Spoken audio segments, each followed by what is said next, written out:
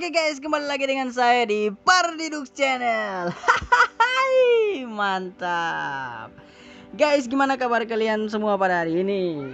Kiranya kalian baik-baik saja.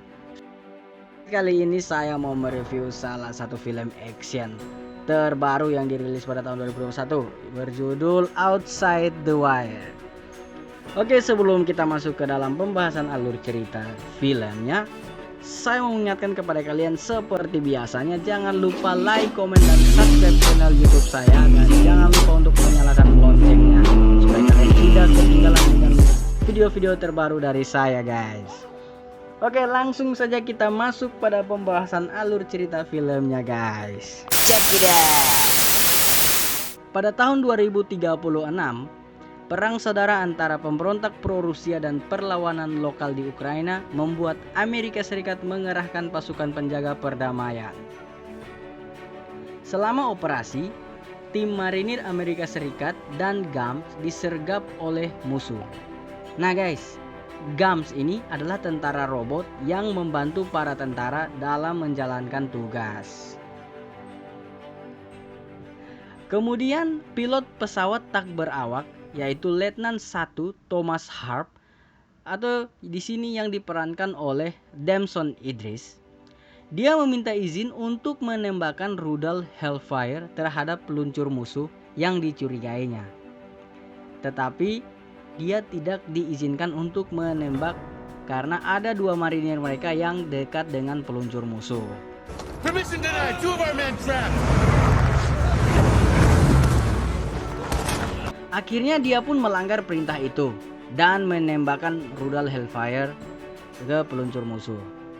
Lalu menewaskan dua marinir itu, tetapi dia menyelamatkan 38. 40 men on the ground, saved 38, including Master Sergeant Miller and his colleagues. Sebagai hukuman atas tindakannya itu, Harp dikirim ke Camp Nathaniel, yaitu pangkalan operasi Amerika Serikat di Ukraina, di mana dia ditugaskan ke Kapten Leo.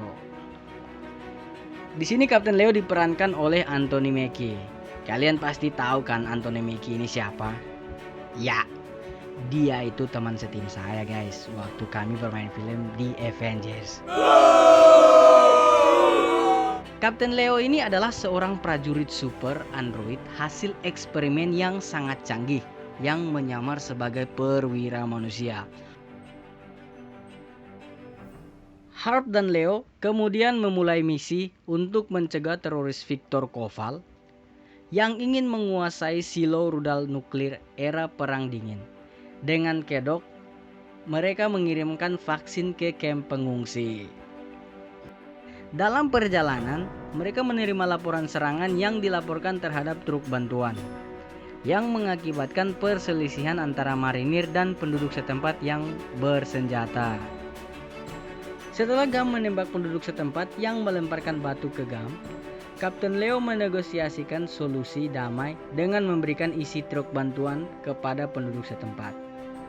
Namun, pemberontak pro-Rusia menyergap penduduk setempat dan marinir yang menyebabkan baku tembak.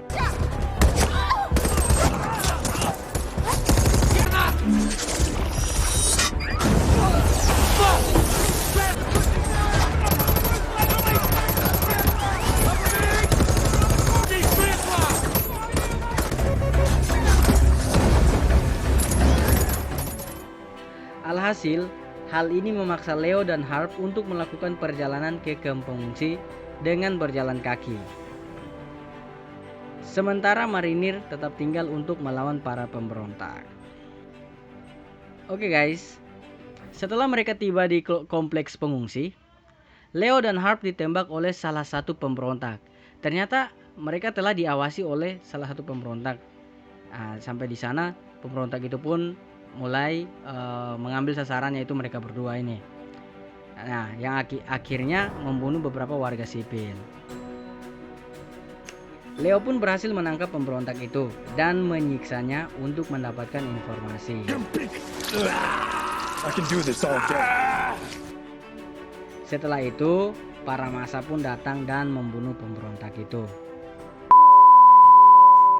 Leo dan Harp kemudian menemui seorang informan mereka, yaitu Sofia.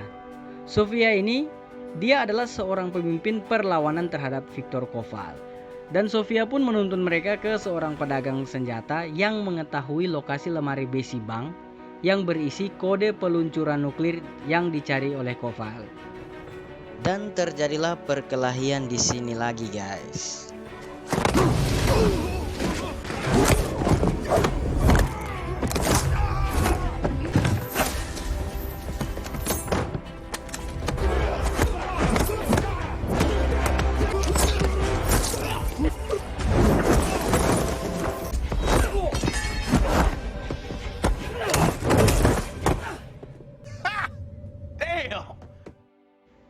Singkat cerita guys, Harp dan Leo pun pergi ke bank.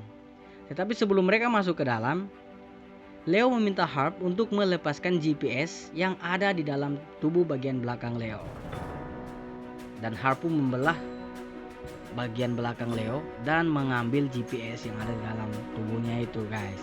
Wah, gila, di sini tubuhnya si Leo mulai kelihatan transparan guys.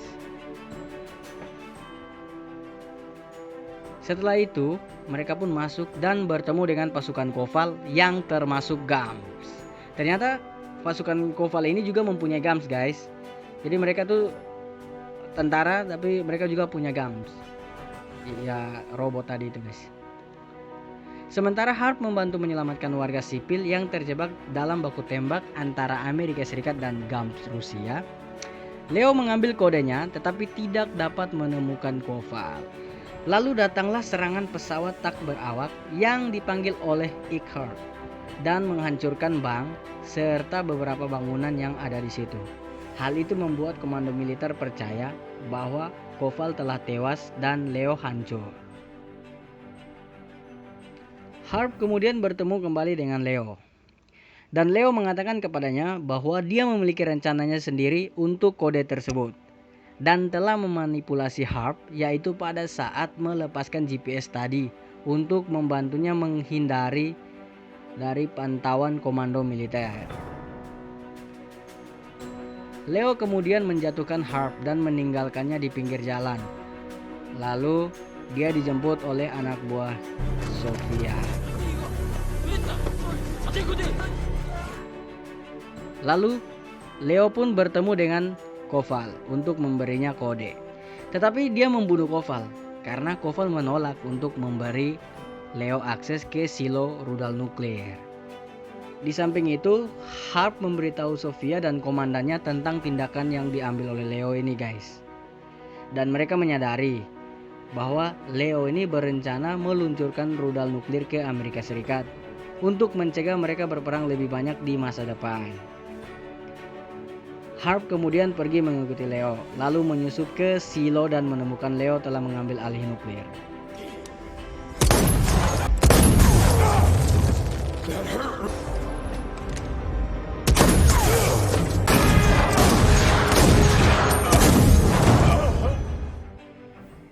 Di situ, Harp menonaktifkan Leo dengan menembakkan peluru khusus ke tubuh Kapten Leo dan akhirnya Kapten Leo pun tersungkur jatuh.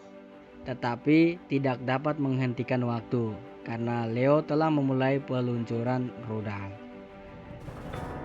Leo menjelaskan bahwa tujuannya adalah agar program tentara super android berakhir dengan kegagalan. Need to understand that these wars must, and I am the face of never-ending war. Singkat cerita, Harp pun lolos saat silo dihancurkan oleh serangan drone sebelum misil diluncurkan dan menghancurkan Leo juga yang ada di dalam silo itu.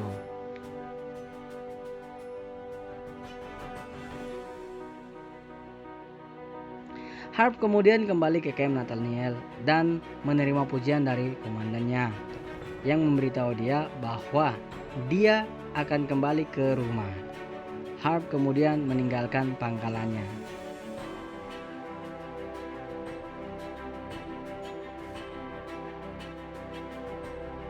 Dan film pun berakhir. Wow, sungguh ending yang sangat membisukan guys. Oke guys, itu dia alur cerita film dari Outside the Wire. Jadi buat kalian yang ingin menonton film ini lebih detail, langsung saja kalian download filmnya guys. Sekian dari saya. Salam Pardidux. Bye.